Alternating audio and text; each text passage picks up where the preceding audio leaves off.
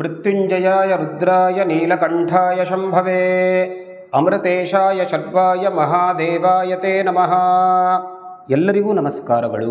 ವೀಕ್ಷಕರೇ, ಇವತ್ತು ನಾವು ಧನುರಾಶಿಯವರಿಗೆ ಈ ಅಕ್ಟೋಬರ್ ತಿಂಗಳು ಯಾವ ರೀತಿಯಾಗಿರುತ್ತೆ ಅಂದರೆ, ಇಲ್ಲಿ ಯಾವುದಾದ್ರೂ ಏರಿಳಿತ ಇದೆಯಾ, ಇನ್ನೂ ಧನುರಾಶಿಯವರು ಸಾಕಷ್ಟು ಕಷ್ಟವನ್ನು ಪಡ್ತಾ ಇದ್ದೀರಾ, ಇನ್ನೂ ಕಂಪ್ಲೀಟಾಗಿ ನಿಮಗೆ ಒಳ್ಳೆಯ ದಿನಗಳು ಬಂದಿಲ್ಲ, ಹಾಗಾಗಿ ಯಾವ ವಿಷಯದಲ್ಲಿ ನೀವು ಜಾಗ್ರತೆಯನ್ನು ವಹಿಸಬೇಕು ಅದನ್ನು ನೋಡ್ಕೊಳ್ತೇವೆ ನಾವು ಧನುರಾಶಿಯವರಿಗೆ.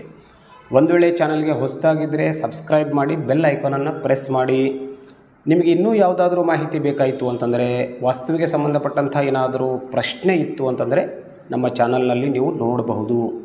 ಅಥವಾ ಕುಜದೋಷ, ಕುಂಭ ವಿವಾಹ, ಅರ್ಕ ವಿವಾಹ, ಪಿತೃದೋಷ ಇದೆಲ್ಲವನ್ನು ನೀವು ತಿಳ್ಕೊಳ್ಬಹುದು. ಈಗ ಮೊದಲನೇದಾಗಿ ನಾವು ಈ ಗ್ರಹಗಳು ಯಾವ ರಾಶಿಯಲ್ಲಿ ಮುಂದುವರಿತಾ ಇವೆ ಅಂತ ಅನ್ನೋದನ್ನು ನೋಡೋದಾದರೆ, ಮೊದಲಿಗೆ ರವಿ ಕನ್ಯಾ ಮತ್ತು ತುಲಾ ರಾಶಿಯಲ್ಲಿ ಇರ್ತಾನೆ. ಅಕ್ಟೋಬರ್ ತಿಂಗಳಲ್ಲಿ 17ನೇ ತಾರೀಕು ಕನ್ಯಾ ರಾಶಿಯಿಂದ ತುಲಾ ರಾಶಿಗೆ ಪ್ರವೇಶವನ್ನು ಮಾಡ್ತಾನೆ. ಅದು ರವಿಗೆ ನೀಚ ಸ್ಥಾನವಾಗಿರೋದರಿಂದ ರವಿ ಬಹಳ ಬಲಾನ್ವಿತನಾಗಿ ಇರೋದಿಲ್ಲ. ಅದರಂತೆ ಕುಜ ಕೂಡ ಮಿಥುನ ಮತ್ತು ಕರ್ಕ ರಾಶಿಗೆ 20ನೇ ತಾರೀಕು ಕರ್ಕ ರಾಶಿಗೆ ಪ್ರವೇಶ ಮಾಡ್ತಾನೆ. ಕುಜನಿಗೂ ಕೂಡ ಇದು ನೀಚ ರಾಶಿ, ಕರ್ಕ ರಾಶಿಯಲ್ಲಿ ಕುಜ ನೀಚನಾಗ್ತಾನೆ. ಬುಧ ಕನ್ಯಾ ಮತ್ತು ತುಲಾ ರಾಶಿಯಲ್ಲಿ ಮುಂದುವರಿತಾ ಇದ್ದಾನೆ ರವಿ ಜೊತೆಗೇನೆ. ಅದರಂತೆ ಗುರು ಸಂಪೂರ್ಣ ವರ್ಷ ವೃಷಭ ರಾಶಿಯಲ್ಲಿದ್ದಾನೆ, ಬೇರೆ ಯಾವ ರಾಶಿಗೂ ಪ್ರವೇಶವನ್ನು ಮಾಡೋದಿಲ್ಲ. ಶುಕ್ರ ತುಲಾ ರಾಶಿಯಿಂದ ವೃಶ್ಚಿಕ ರಾಶಿಗೆ ಪ್ರವೇಶವನ್ನು ಮಾಡ್ತಾನೆ 12ನೇ ತಾರೀಕು. ಶನಿ ಕುಂಭರಾಶಿಯಲ್ಲಿ ಮುಂದುವರಿತಾ ಇದ್ದಾನೆ ಮುಂದಿನ ವರ್ಷದವರೆಗೆ. ರಾಹು ಮೀನರಾಶಿಯಲ್ಲಿ ಮತ್ತು ಕೇತು ಕನ್ಯಾ ರಾಶಿಯಲ್ಲಿ ಇದ್ಕೊಂಡಿದ್ದಾರೆ. ಸೊ ಈ ವಿಷಯಗಳಿಂದ ಧನುರಾಶಿಯವರಿಗೆ ಆರೋಗ್ಯದ ಮೇಲೆ ಒಂದಷ್ಟು ಸಮಸ್ಯೆ ಆಗುವ ಸಾಧ್ಯತೆ ಇರುತ್ತೆ. ಸ್ವಲ್ಪ ಗಮನ ಇರಲಿ. ಯಾಕೆಂದರೆ ರಾಶಿ ಅಧಿಪತಿಯಾದಂಥ ಗುರು ಷಷ್ಠಸ್ಥಾನದಲ್ಲಿದ್ದಾನೆ. ಅದನ್ನು ನಾವು ರೋಗಸ್ಥಾನ ಕೂಡ ಅಂತ ಹೇಳ್ಬೋದು, ಶತ್ರುಸ್ಥಾನ ಅಂತ ಕೂಡ ಹೇಳಬಹುದು. ಎರಡು ವಿಷಯದಿಂದ ನೀವು ಜಾಗೃತರಾಗಿರಲಿಕ್ಕೆ ಸಾಕು. ಒಂದು, ಆರೋಗ್ಯದ ಬಗ್ಗೆ ಕಾಳಜಿ ಇರಲಿ, ಮತ್ತು ಹಿತಶತ್ರುಗಳು ಮತ್ತು ಶತ್ರುಗಳಿಂದ ಅಂತರವನ್ನು ಕಾಯ್ದುಕೊಳ್ಳಿ.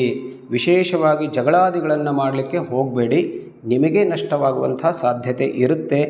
ಇನ್ನು ಹಣಕಾಸಿನ ಪರಿಸ್ಥಿತಿ ಕೂಡ ಅಷ್ಟು ವಿಶೇಷವಾಗಿ ತೀವ್ರವಾಗಿ ಇರೋದಿಲ್ಲ, ಸ್ವಲ್ಪ ಮಂದವಾಗಿ ಇರುತ್ತೆ. ಆದರೂ ಪರವಾಗಿಲ್ಲ, ಚೆನ್ನಾಗಿರುತ್ತೆ. ಯಾಕೆಂದರೆ ಧನಾಧಿಪತಿ ಶನಿ ಇರೋದರಿಂದ ಹಣವನ್ನು ನಿಧಾನವಾಗಿ ಕೊಡ್ತಾ ಹೋಗ್ತಾನೆ. ತೃತೀಯದಲ್ಲಿ ಶನಿ ಇರೋದರಿಂದ ಬಂಧು ಮಿತ್ರರ ಸಹಕಾರ ನಿಮಗೆ ಸಿಗಲಿಕ್ಕೆ ಸಾಧ್ಯತೆ ಇರುತ್ತೆ. ವಿಶೇಷವಾಗಿ ಆಧ್ಯಾತ್ಮಿಕ ಬುದ್ಧಿ ನಿಮಗೆ ಚೆನ್ನಾಗಿರುತ್ತೆ. ಧನುಸ್ಸು ರಾಶಿಯವರಿಗೆ ಸ್ವಲ್ಪ ಅದರಲ್ಲಿ ಮುಂದುವರಿಯಿರಿ. ಚತುರ್ಥದಲ್ಲಿರುವಂಥ ರಾಹು ಮಕ್ಕಳ ವಿದ್ಯಾಭ್ಯಾಸದ ಮೇಲೆ ಪರಿಣಾಮವನ್ನು ಬೀರ್ತಾನೆ. ಉದ್ಯೋಗ ಸ್ಥಾನದ ಮೇಲೆ ಆತನ ಸಪ್ತಮ ದೃಷ್ಟಿ ಇರೋದರಿಂದ ಉದ್ಯೋಗದಲ್ಲೂ ಒಂದಷ್ಟು ಜಗಳಾದಿಗಳನ್ನು ಮಾಡಿಸ್ತಾನೆ ರಾಹು. ಹಾಗಾಗಿ ಆ ವಿಷಯದಲ್ಲೂ ನೀವು ಎಚ್ಚರಿಕೆಯನ್ನು ವಹಿಸತಕ್ಕದ್ದು. ಉದ್ಯೋಗ ಮತ್ತು ವ್ಯಾಪಾರ ಒಂದಷ್ಟು ಬದಲಾವಣೆ ಆಗುವಂಥ ಸಾಧ್ಯತೆ ಇರುತ್ತೆ, ಏರುಪೇರಾಗುವಂಥ ಸಾಧ್ಯತೆ ಅಕ್ಟೋಬರ್ ತಿಂಗಳಲ್ಲಿ ಇರುತ್ತೆ. ಕುಟುಂಬ ಸೌಖ್ಯಕ್ಕೆ ಯಾವುದೇ ರೀತಿಯ ತೊಂದರೆ ಇಲ್ಲ, ಬಹಳ ಸುಖ ಸಂತೋಷ ಮತ್ತು ನೆಮ್ಮದಿಯಿಂದ ಇರುತ್ತೀರಾ. ವಿವಾಹ ಯೋಗಂತೂ ಸದ್ಯಕ್ಕೆ ನಿಮಗೆ ಕೂಡಿ ಬರೋದಿಲ್ಲ, ಆದರೂ ಕೂಡ ಪ್ರಯತ್ನವನ್ನು ಮುಂದುವರಿಸಿ. ಗುರುವಿನ ಅನುಗ್ರಹ ಇತ್ತು ಅಂತಂದರೆ, ಯಾವುದೇ ರೀತಿಯ ಗ್ರಹ ಇದ್ದರೂ ಕೂಡ ನಿಮಗೆ ಗುರು ಅನುಕೂಲ ಅಥವಾ ಗುರು ಆಶೀರ್ವಾದ ಇತ್ತು ಅಂತಂದರೆ ಯಾವುದೇ ಕೆಲಸದಲ್ಲಿ ತೊಂದರೆ ಇರೋದಿಲ್ಲ. ಹಾಗಾಗಿ ಸಾಲಬಾಧೆಗೆ ಕೂಡ ನಿಮಗೆ ಪರಿಹಾರ ಸಿಗುವಂಥ ಸಾಧ್ಯತೆ ಅಕ್ಟೋಬರ್ ತಿಂಗಳಿನಲ್ಲಿರುತ್ತೆ. ಆಸ್ತಿಪಾಸ್ತಿಯ ಖರೀದಿ ಏನಾದರೂ ಮನಸ್ಸಿನಲ್ಲಿ ವಿಚಾರ ಇದ್ದರೆ ಸ್ವಲ್ಪ ಮಟ್ಟಿಗೆ ತಡೆಕೊಂಡು ಅದನ್ನು ಮುಂದುವರಿಸಿ, ಅದರಿಂದ ನಿಮಗೆ ಯಾವುದೇ ರೀತಿಯ ತೊಂದರೆ ಆಗೋದಿಲ್ಲ.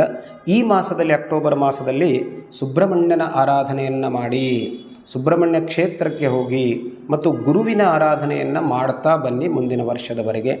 ಯಾವುದಾದ್ರೂ ಗುರುಸ್ಥಾನಕ್ಕೆ ಹೋಗಿ ಗಾಣಗಾಪುರ ದತ್ತಾತ್ರೇಯನ ದರ್ಶನವನ್ನಾದರೂ ಪಡ್ಕೊಳ್ಳಿ, ಅಥವಾ ಮಂತ್ರಾಲಯಕ್ಕೆ ಹೋಗಿ, ಅಥವಾ ನೀವೆಲ್ಲಿರ್ತೀರೋ ಅಲ್ಲಿ ಯಾರಾದರೂ ಗುರುಗಳ ಸ್ಥಾನವಿತ್ತು ಅಂತಂದರೆ ಆ ಗುರುಗಳ ಸ್ಥಾನಕ್ಕೆ ಖಂಡಿತವಾಗಿ ಹೋಗಿ ದರ್ಶನಾದಿಗಳನ್ನು ಮಾಡಿಕೊಳ್ಳಿ.